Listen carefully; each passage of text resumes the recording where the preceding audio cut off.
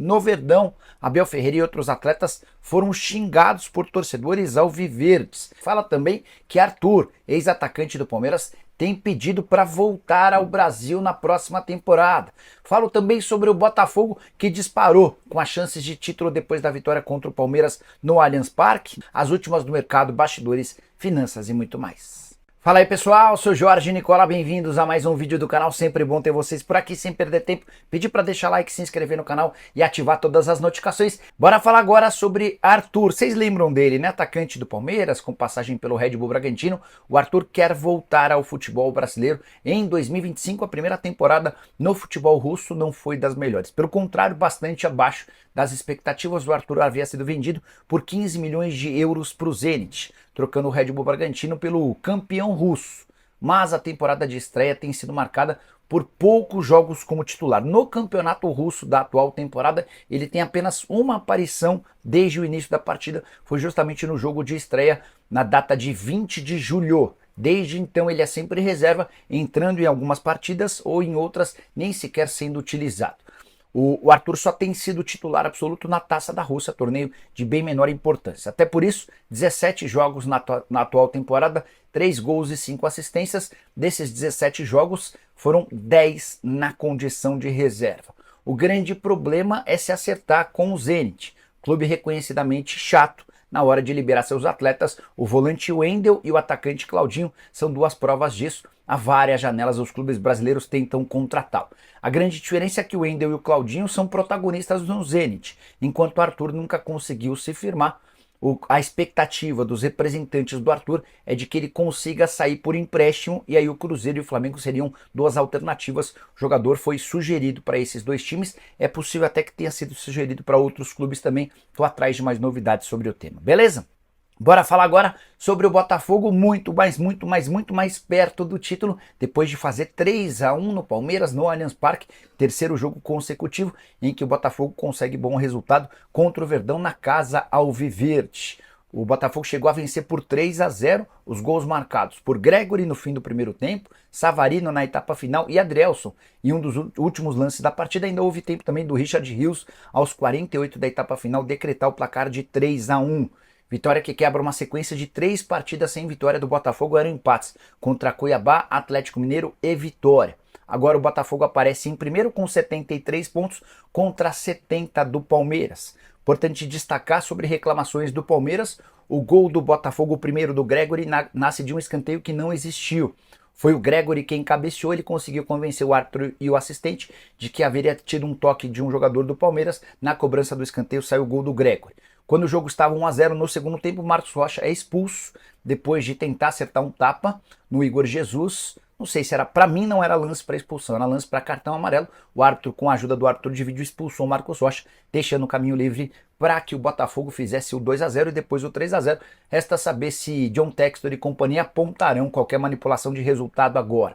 Só para arrematar em relação ao Botafogo, de acordo com Tristão Garcia, matemático que trabalha no futebol há bastante tempo, o Botafogo aparece com 78% de chances de título contra 21% do Palmeiras.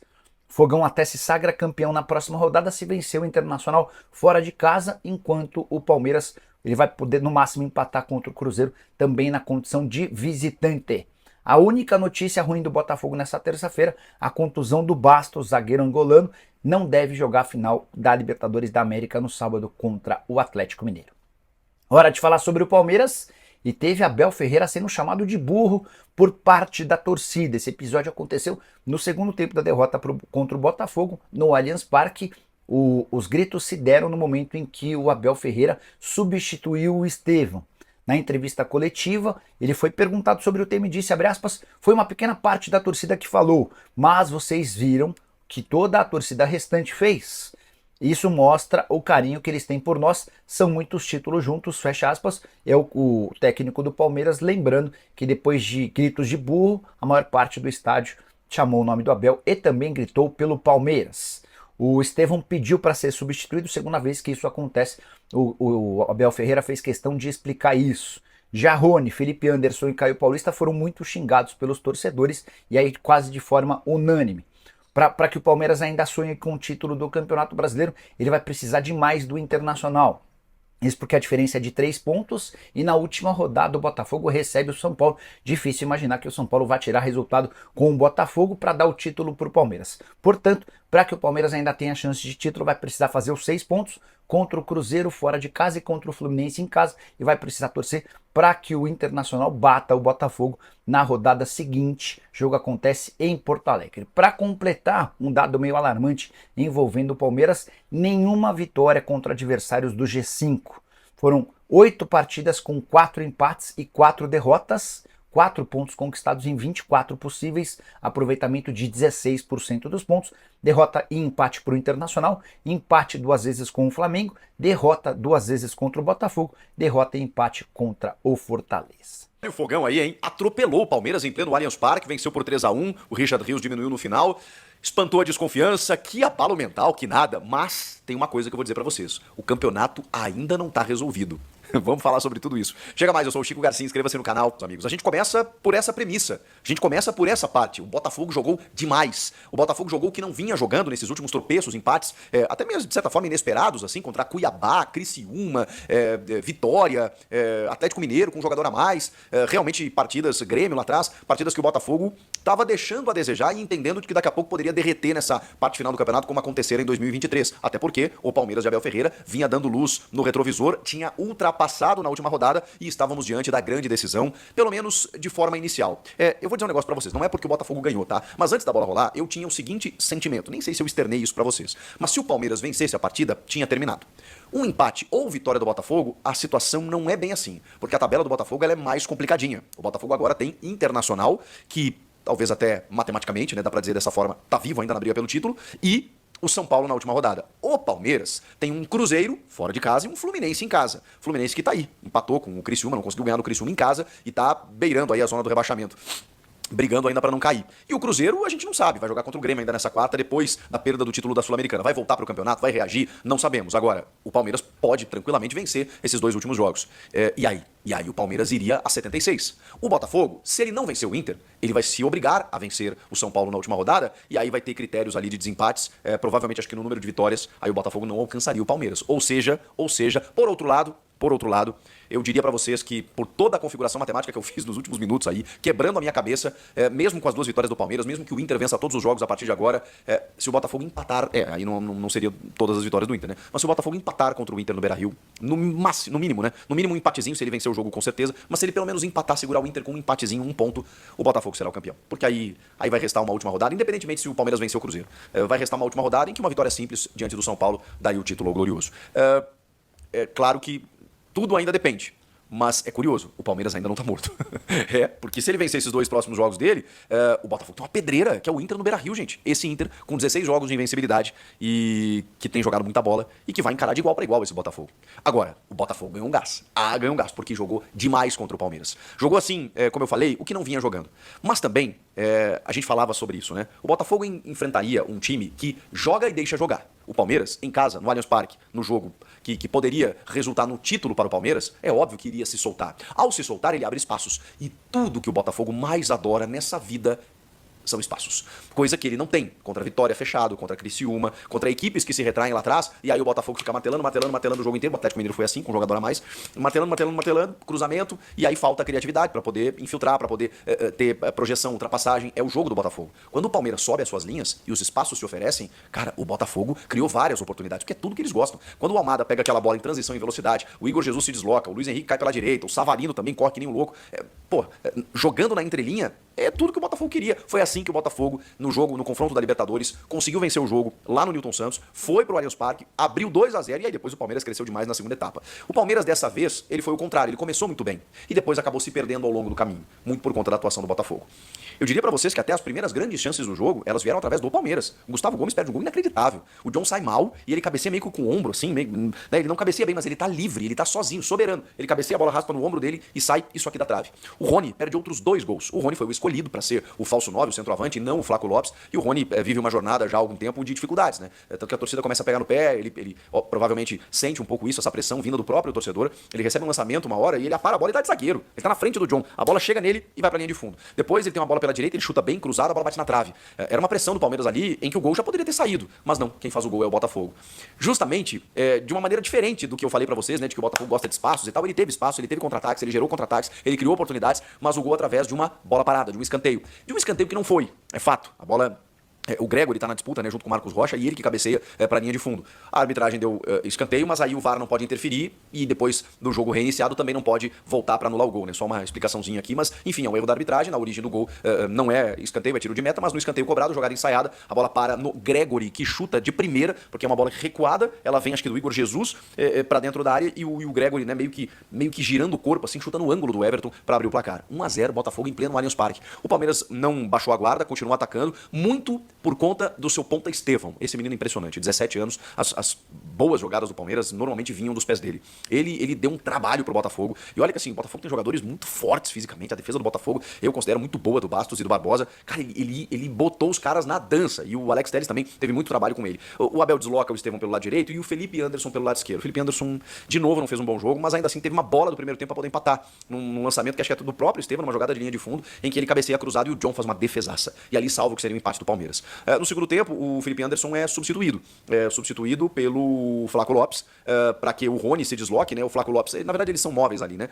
Tem uma referência no ataque, tem uma bola aérea, né? E é um cara que fez o gol contra o Bahia aí na última rodada. O Flaco Lopes foi o artilheiro do Paulista, então faz alguns golzinhos importantes. O Abel Ferreira alça a mão dele, o Felipe Anderson realmente não estava jogando bem. E o Estevão tentando na sua jogada característica, né? Sofrendo muito com a marcação, mas assim, ele conseguiu distribuir caneta, ele conseguiu levar vantagem em vários momentos, mas não conseguiu ter a assistência e o gol, né? A objetividade que se exigia. Rafael Veiga muito abaixo no jogo, né? Daquilo que se esperava dele num jogo como esse, teve uma cobrança de falta muito boa no final do primeiro tempo, mas só. Depois o Aníbal Moreno e o Richard Rios deixaram muitos espaços para o Botafogo poder trabalhar essa bola, especialmente no meio campo, e aí o Palmeiras continuou atacando, parecia que estava próximo do empate, mas ainda assim o contra-ataque era oferecido ao Botafogo. E aí o Almada, por exemplo, né, mas aí já estava 2-0, ele tem uma arrancada e o Everton faz uma baita defesa. O 2-0 vem só depois de uma expulsão, que é a expulsão do Marcos Rocha, um lance bobo com o Igor Jesus, em que, ok, você tem motivos para expulsar, mas na minha avaliação acho que a arbitragem foi rigorosa demais. Porque há um quiprocó ali, o Igor empurra o Marcos Rocha, ele deixa o braço. Eu acho que o amarelo estaria de bom tamanho, até pelo tamanho do jogo, não era um jogo violento, não tinha um histórico ali, o Marcos Rocha nem é um cara... tudo isso tem que levar em consideração. Mas beleza, vamos analisar o lance especificamente. Eu não considero uma agressão, tipo um gatilho, ele olha pra cara do Igor Jesus e bate. Não, eu acho que eles estão ali se engalfinhando, ele deixa o braço realmente pra, né, pra atingir, mas não considera uma agressão a ponto do vermelho. Respeito quem pensa o contrário e, como eu disse, tem argumento na regra pra você expulsar, a arbitragem entendeu assim, a partir dali acaba o jogo, né, praticamente. Porque ali o Palmeiras fica mais exposto ainda, o Abel Ferreira já alça a mão ali do Dudu, por exemplo, do Maurício, e aí o Abel Ferreira, no afã de ganhar o jogo, ele se expõe demais. Ele deixa apenas o Richard Rios como volante, depois ele só recompõe o meio com o Gabriel Menino no lugar do Estevão, com 35 do segundo tempo, tá 2-0, e aí toma uma sonora vaia de parte da torcida, chamando inclusive o Abel de burro, mas se soube aí que o Estevão reclamou de dores, né? Um menino de 17 anos, gente, tomando pancada e jogando o jogo inteiro, buscando o jogo e o confronto o tempo inteiro. Ele sentiu, e aí entra o Gabriel Menino, bom, aí o torcedor enlouqueceu, né? Porque ele tinha exposto o time, e aí depois acaba trocando a principal referência por um jogador de meia, a torcida não gostou. O fato é que, a partir daquela expulsão, aí vem o 2-0, numa cobrança de tiro de meta do John, e aí falhou totalmente a defesa do Palmeiras, né? O Palmeiras teve muito mal, assim, em alguns aspectos. Criou chance, poderia ter tido melhor sorte em alguns gols e tal, mas deu muitos espaços ao Botafogo. Você não pode dar espaços ao Botafogo.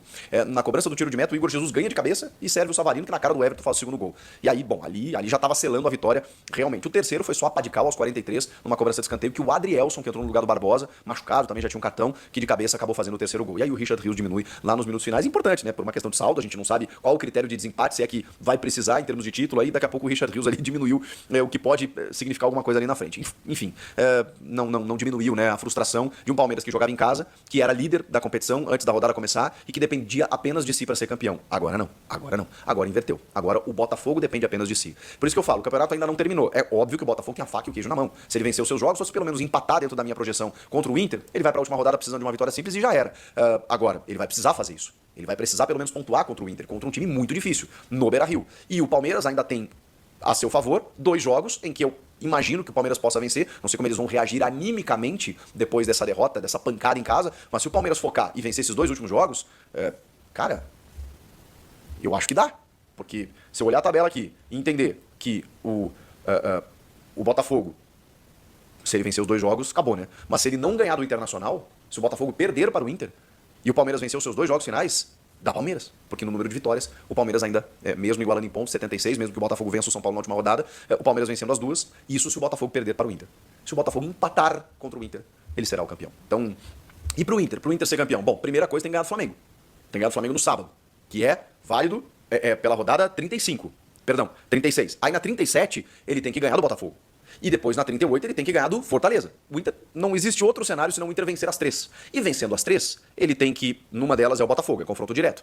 Nos outros 2 jogos, né, ele tem que ganhar e tem que torcer para que o Botafogo não vença o São Paulo na última rodada. E o Palmeiras também não vença os seus 2 jogos. Ele depende de muitos fatores, mas passa primeiro por vencer os seus 3 jogos. Ou seja, se ele não vencer o Flamengo no sábado, já matematicamente está alijado do título o Internacional, que hoje tem 65. E que pode chegar na última rodada com 68, vencendo o Flamengo, 71, vencendo o Botafogo, na penúltima. Aí ele chega na última com 71. O Botafogo, que tem 73, se perder para o Inter, continuará com 73. E o Palmeiras, se vencer o Cruzeiro, por exemplo, de 70 vai a 73. Chegaríamos na última rodada com Botafogo 73, Palmeiras 73, Inter 71. Aí todo mundo tem chance. É a única maneira disso acontecer. Agora, abalo psicológico, o Botafogo mostrou que não tem. No jogo mais importante, mais decisivo, apesar de alguns tropeços, que o Palmeiras também teve. Perdeu o derby para o Corinthians, que não acontecia há 3 anos. Deu umas tropeçadinhas aí o Palmeiras também, e não vinha jogando bem mesmo com alguns resultados positivos, como contra o Bahia e contra o Atlético Goianiense. Esse era o jogo para ganhar, não ganhou. Agora é o Palmeiras que vai ter que correr atrás, e o Botafogo tá com tudo para conquistar o título brasileiro. Você acha que terminou? Acha que acabou? Acha que já deu? Que final de campeonato! Comenta aqui, inscreva-se no canal e eu volto na próxima. Rapaziada boa, ficamos aí com o nosso giro de notícias do maior clube brasileiro. Estamos falando aí do time... Estamos falando aí do Palmeiras, que ainda tem chance ainda de ser campeão. Basta apenas o Cruzeiro perder para o Verdão e o Internacional ganhar do Botafogo. E na próxima rodada, o Fluminense perde para o Palmeiras e o São Paulo empata ou ganha do Botafogo lá no Engenhão. E o Palmeiras dá para liquidar ainda esse título. Vamos ficar na confiança que vai dar tudo certo. O Palmeiras só precisa fazer a parte dele e esperar por um tropeço aí do Botafogo nas próximas rodadas. Então é isso. Se você ficou no vídeo até aqui, não esquece de deixar seu like, se inscreva no canal ativando também o sininho de notificação. Um grande abraço, até o próximo vídeo. Fui!